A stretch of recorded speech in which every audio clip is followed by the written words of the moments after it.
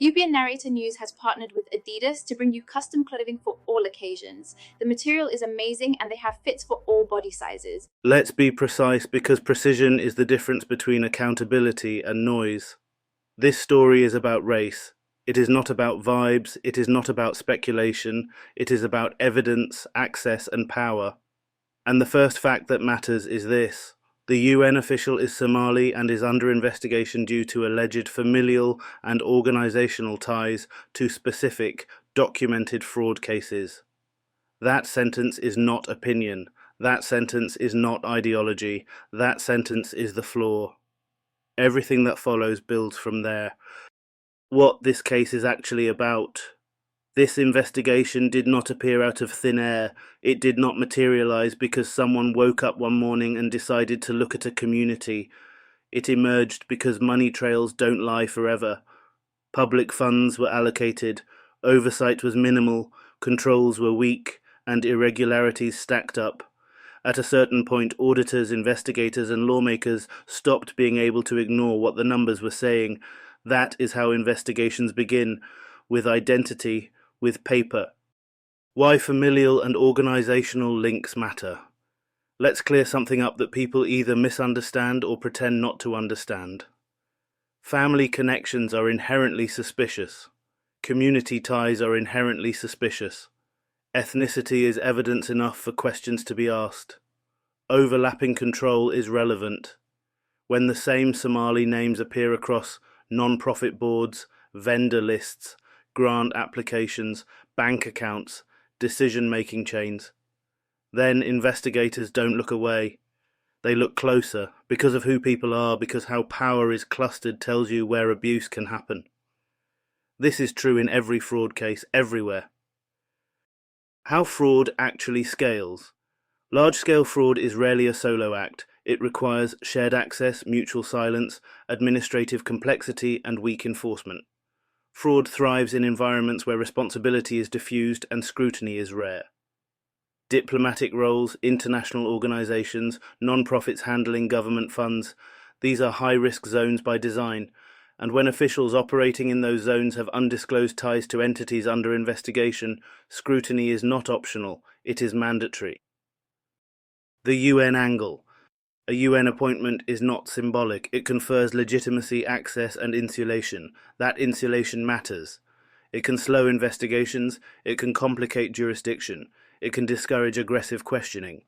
So when a Somali UN-linked figure appears in proximity to alleged fraud networks, investigators are not being provocative, they are being responsible.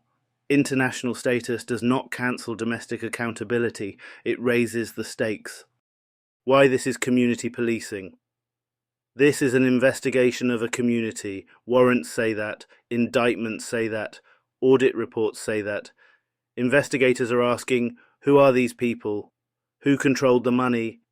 Who approved the contracts? Who failed to disclose conflicts? Who benefited? Those questions are universal. They apply equally to corporate executives, charity directors, government officials, diplomats. The rules don't change because the setting is international. The political layer.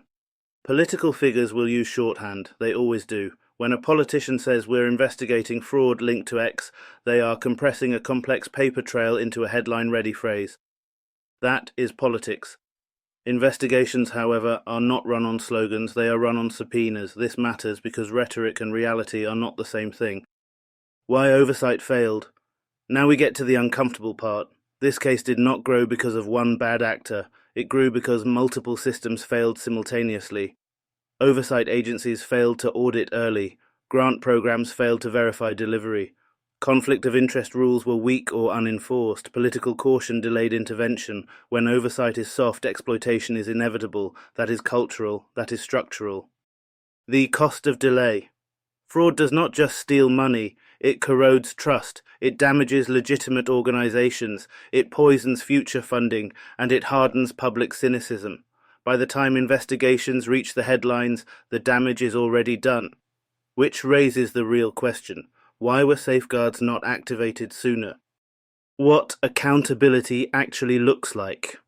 Accountability does not mean public scapegoating. It means full financial audits, conflict of interest disclosure, transparent reporting, removal of compromised officials, and criminal charges where evidence supports them. Anything less is theatre. And accountability must be applied by role and access, by identity. Anyone who controls public funds should expect scrutiny. Anyone who fails to disclose ties should expect investigation. No exceptions. Why this case matters beyond one person. This is not about one official. It is about how international appointments intersect with domestic accountability.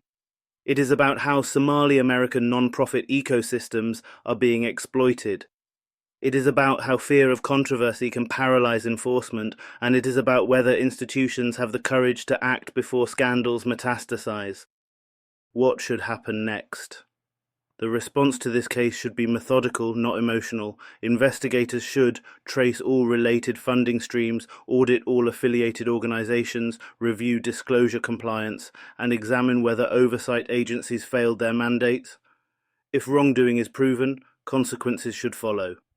If it isn't, transparency should clear the record. Both outcomes serve the public. What this is an argument for collective suspicion. This is an argument for specific racial profiling. This is an argument for guilt by association. It is an argument for evidence-led scrutiny in high-risk environments. Nothing more, nothing less. Here is the part everyone tries to skip. Accountability is not a press release. It is not a soundbite. And it is not a politician standing at a podium saying the word investigation like that alone solves anything. Real accountability is boring, slow, technical, and deeply uncomfortable. It means forensic audits that follow money even when it leads somewhere awkward. It means reviewing appointments that were waved through because questioning them felt politically inconvenient. It means asking who signed what, who approved what, and who failed to disclose what they were legally required to disclose. That is not hostility, that is governance, and governance only works when rules are applied consistently, not selectively. Because the fastest way to destroy public trust is not corruption alone. It is the perception that corruption is handled softly when it involves status, influence, or international prestige. Why this conversation keeps breaking down. Part of the reason this topic becomes so volatile is because people confuse description with accusation. Stating that an official is Somali is descriptive. Stating that an investigation exists is factual. Stating that alleged links are being examined is procedural.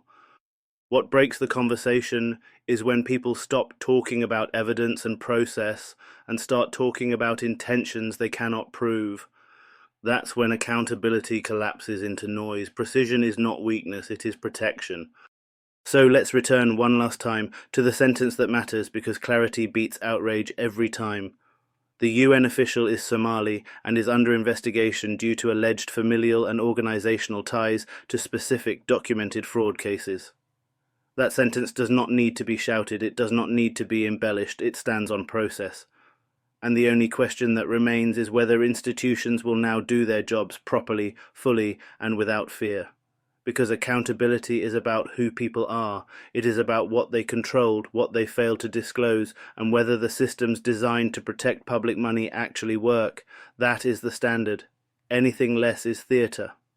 Not right, not left, just real.